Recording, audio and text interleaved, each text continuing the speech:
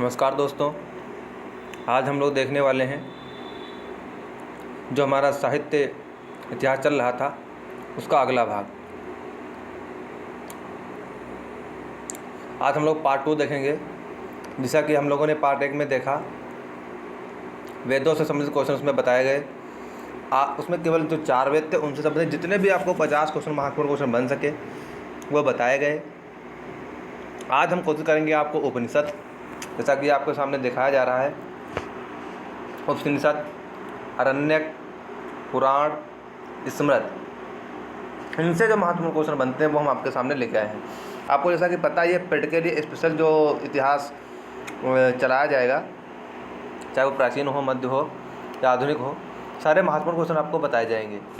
एक चीज़ और ध्यान रखें, जो भी आपको टॉपिक दिए जा रहे हैं, चाहे देश राजधानी हो, चाहे वो साइंस का टॉपिक होगा, चाहे वो अर्थव्यवस्था का, आपको हर एक पॉइंट का, जैसा कि पेट में सिलेबस दर्शाया गया है, उसके हिसाब से पॉइंट टू पॉइंट आपको प्रोवाइड करा दिया जाएगा। बस आप उसको पढ़ते रहें और बार बार रिवीजन करते रहें।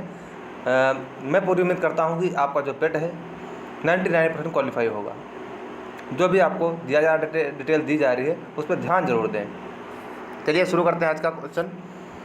आज का जो हमारा पहला क्वेश्चन है वो कह रहा है, उपनिषद का अर्थ क्या होता है। देखिए, आपको ध्यान देना है। पहला क्वेश्चन जैसे मैं उसके सामने डिटेल भी कर दे रहा हूँ, कह रहा है उपनिषद का अर्थ क्या होता है। तो जैसा कि उपनिषद का अगर हम अर्थ देखें तो ये होता है समीप बैठना। इसका जो अर्थ होता है समीप बैठना होता है। जैसा कि आपके सामने है, उपनिषद का अर्थ होता है समीप बैठना। उसके साथ इसको एक और संदर्भ में हम देख सकते हैं, गुरु के समीप बैठकर एकांत में विद्या प्राप्त करना। तो कहने का मतलब ये, उपनिषद का अर्थ अगर पूछे तो समीप बैठना या गुरु के समीप बैठकर एकांत में विद्या प्राप्त करना, ये इसका अर्थ होता है मोटे तौर पर देखें तो।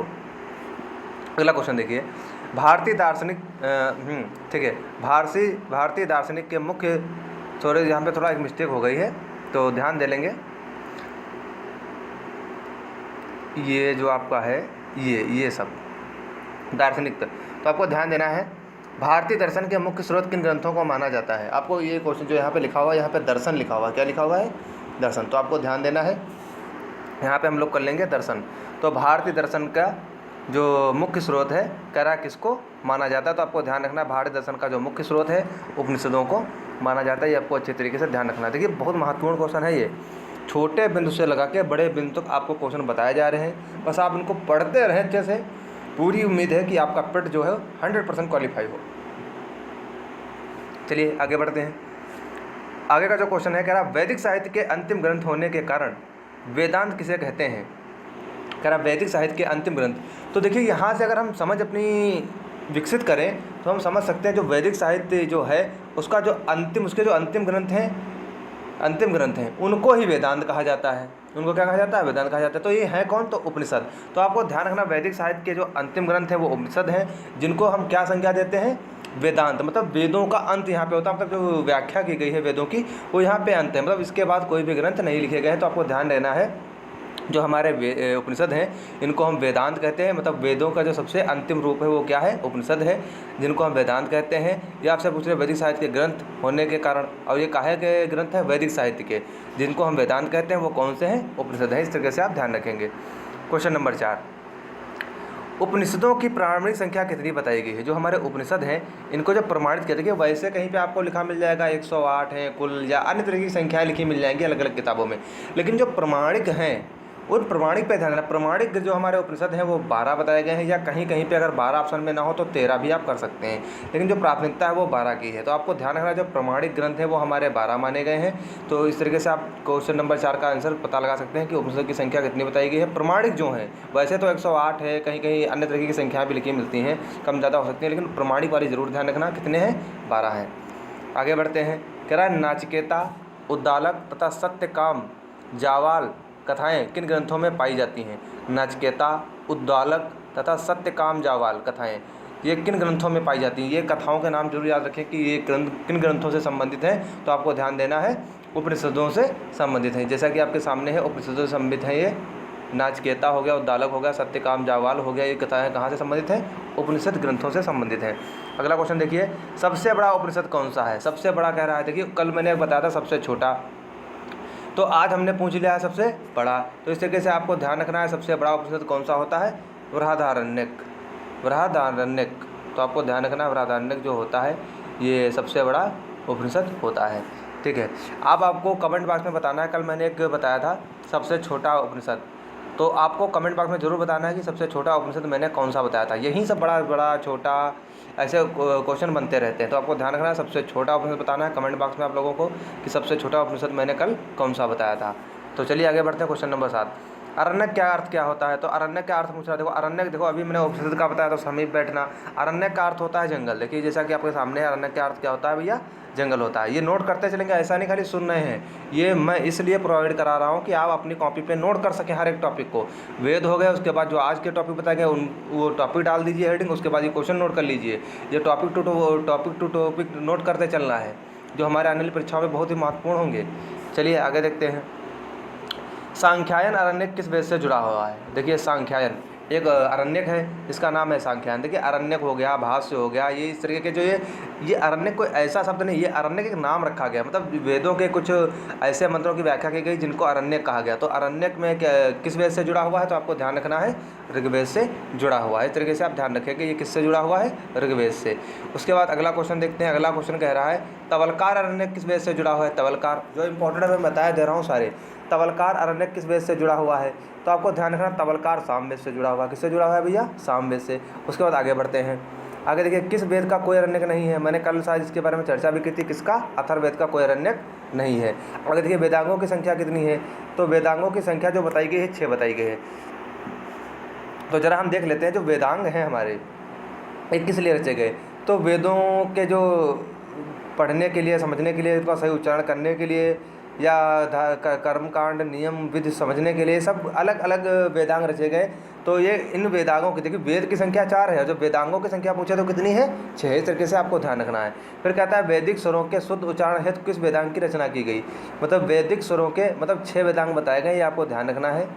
इसमें शिक्षा है, कल्प है, निरुक्त है, व्याकरण है और ज्योतिष है और एक आपका छंद है। 6 आपके बताए गए हैं, लेकिन आपको ध्यान रखना है किसमें क्या बताया गया ये भी ध्यान रखना है।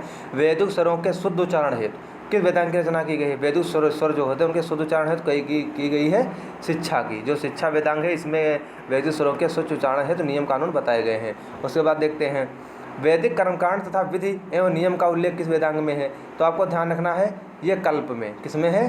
कल्प में। तो आपको ध्यान रखना है वैदिक कर्मकांड तथा विधि एवं नियम का उल्लेख कहाँ पाया जाता है? किस वेदांग में? कल्प वेदांग में। फिर आगे बढ़ते हैं। नामों व धातुओं की रचना, उपसर्ग प्रत्यय के प्रयोग, समास व संधि आदि के नियम का उल्लेख किस वेदांग में है? मतलब नामों व धातुओं की रचना कैसे होगी, उपसर्ग प्रत्यय का प्रयोग कैसे होगा, समास व संधि के नियम क्या हैं, उल्लेख किस वेदांग में किया गया है? कहाँ किया गया भैया? है व्याकरण में। आपके सामने प्रस्तुत है। कहाँ किया गया है? व्याकरण वेदांग में। उसके बाद आगे बढ़ते हैं। शब्दों का अर्थ क्या होता है या जानने वाला वेदांग कौन सा होता है? मतलब शब्दों जो शब्द रचे जाते हैं उनका अर्थ कैसे निकलेगा, क्या होता है अर्थ उनका, तो ये सब कहाँ बताया गया है? निरुक्त में। आपके सामने है निरुक्त में। ये शब्दों का अर्थ कहाँ बताया गया है? निरुक्त में। उसके बाद आगे बढ़ते हैं। कल्प सूत्र को कितने भागों में बांटा गया? अभी जो कल्प वाली बात की थी, कल्प को कितने बांटा, और कल्प जो सूत्र है उसको कितने भागों में बांटा गया? तो आपके सामने कितने भागों में? 4 भागों में। जैसा कि आपके सामने प्रस्तुत है कितने भागों में? 4 भागों में। इस तरीके से आप जानेंगे कल्प सूत्र को कितने भागों में बांटा गया है? 4 भागों में बांटा गया है। फिर देखते हैं कल्प सूत्र के कौन कौन से भाग हैं। आपके सामने कल्प सूत्र के कौन कौन से भाग हैं, तो ध्यान दें। कल्प सूत्र के स्रोत सूत्र, ग्रह सूत्र, धर्म सूत्र, सुरु सूत्र। पूछा जाता है कल्प सूत्रों की संख्या कितनी है? 4 है। स्रोत सूत्र, ग्रह सूत्र, धर्म सूत्र तथा सुरु सूत्र। उसके बाद आगे बढ़ते हैं।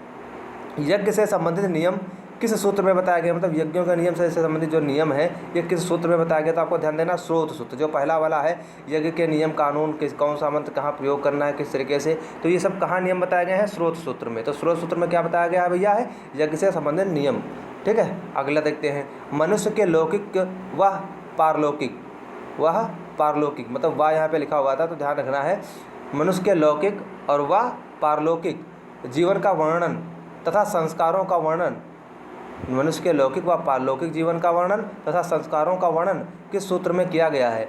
मनुष्य के लौकिक और पारलौकिक जीवन का वर्णन और उनके 16 संस्कार जो होते हैं उनका वर्णन किस सूत्र में किया गया? तो ये भी आपको ध्यान रखना, जो हिंदू धर्म में संस्कार बताए गए हैं कितने बताए गए हैं? 16। और इन 16 संस्कार मनुष्य के लौकिक तथा पारलौकिक जीवन के बारे में सब कहाँ बताया गया है? ये ग्रह सूत्र में। आपके सामने है। कहाँ बताया गया भैया? कौन से सूत्र में?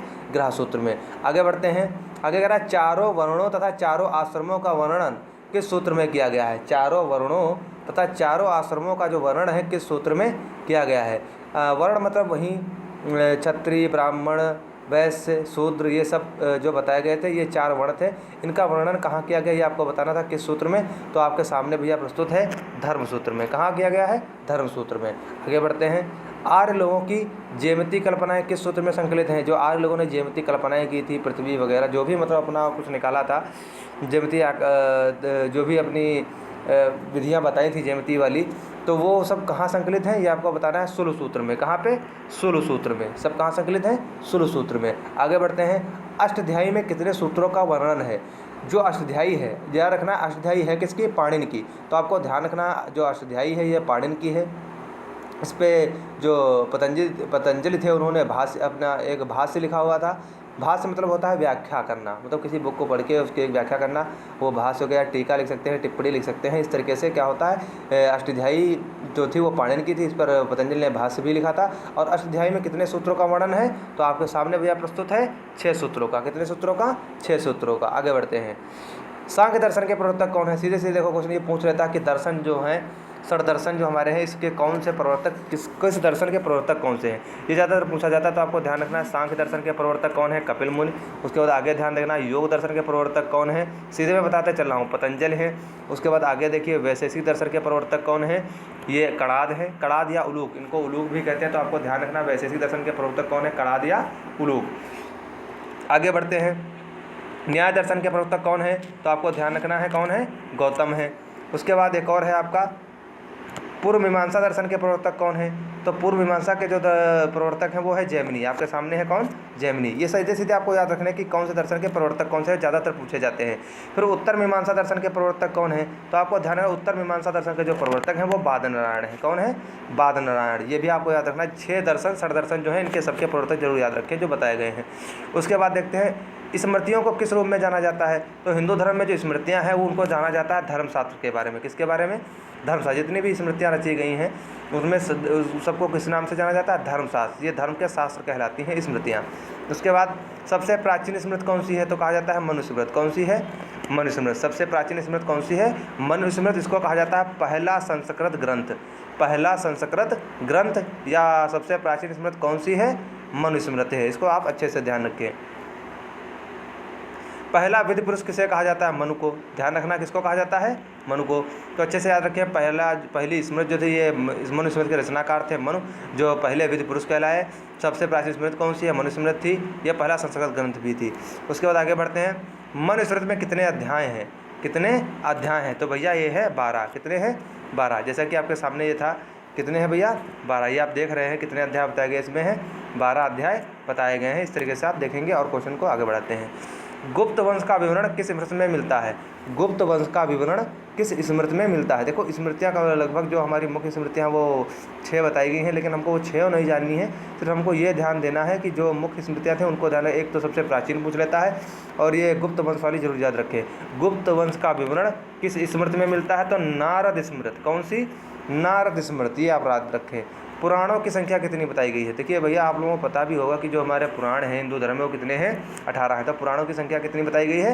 18 बताई गई है। उसके बाद पुराणों में विष्णु पुराण के कितने अवतार बताए गए हैं? कितने अवतार बताए गए हैं भैया? हैं 10 अवतार। कितने अवतार? 10 अवतार बताए गए हैं। याद रखें पुराणों में विष्णु के कितने अवतार बताए गए हैं? 10 अवतार बताए गए हैं। उसके बाद पहला अवतार कौन सा है? तो ध्यान रखना है पहला जो अवतार बताया गया वो मत्स्य अवतार। ये आपके सामने है। पहला अवतार मत्स्य अवतार बताया गया है। उसके बाद अंतिम अवतार कौन सा बताया गया? तो अंतिम अवतार भी ध्यान रखें कल के अवतार। कौन सा? कल के अवतार। उसके बाद पुराणों के अनुसार कितने लोगों का विवरण है? पुराणों के अनुसार कितने युगों का था? यहाँ पे गलती हो गई।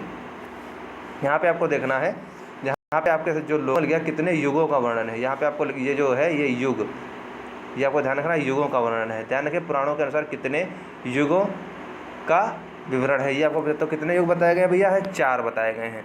ध्यान रखना कितने? 4 बताए गए हैं। उसके बाद आगे देखते हैं 4 युग कौन कौन से हैं? मतलब 4 युग बताए तो वो कौन कौन से हैं? तो याद रखना है सतयुग, त्रेता युग, द्वापर युग, कलयुग। ये 4 युग बताए गए हैं। आज का अंतिम क्वेश्चन देखते हैं। पुराणों में बीता हुआ युग आने वाले युग से कैसा बताया गया है? मतलब ये जैसे कि आज हम कोई काम करते हैं और आने वाला जो काम होगा वो उसकी अगर तुलना करें तो हम कैसे कहेंगे खराब है अच्छा है। तो ध्यान रखना है, पुराणों में जो बीता हुआ युग है आने वाले युग से खराब घटिया बताया गया। कैसा बताया गया है? घटिया युग बताया गया, मतलब उसमें अच्छे जो होगी संस्कृति या आचार विचार नहीं होंगे। तो आने वाला जो युग होगा वो हमेशा घटिया बताया गया है। कहाँ? पुराणों में। तो जो आपको क्वेश्चन कराया गया इनको अच्छे से नोट करें, रिवीजन करें, और अगर आप कहीं कन्फ्यूज रहते हैं तो क्लास को दोबारा देख लिया करें, ताकि आपका क्वेश्चन जो वो रिवीजन होता रहे। बस आप सुनते रहें, आपका जो पेट है 100% क्वालिफाई होगा। और जिस भी सब्जेक्ट के जो भी टॉपिक आपको बताए जाते हैं उनकी कॉपी बना लीजिए, उनको नोट करते रहिए। दोस्तों धन्यवाद। मेरे चैनल को लाइक शेयर और सब्सक्राइब करते रहें।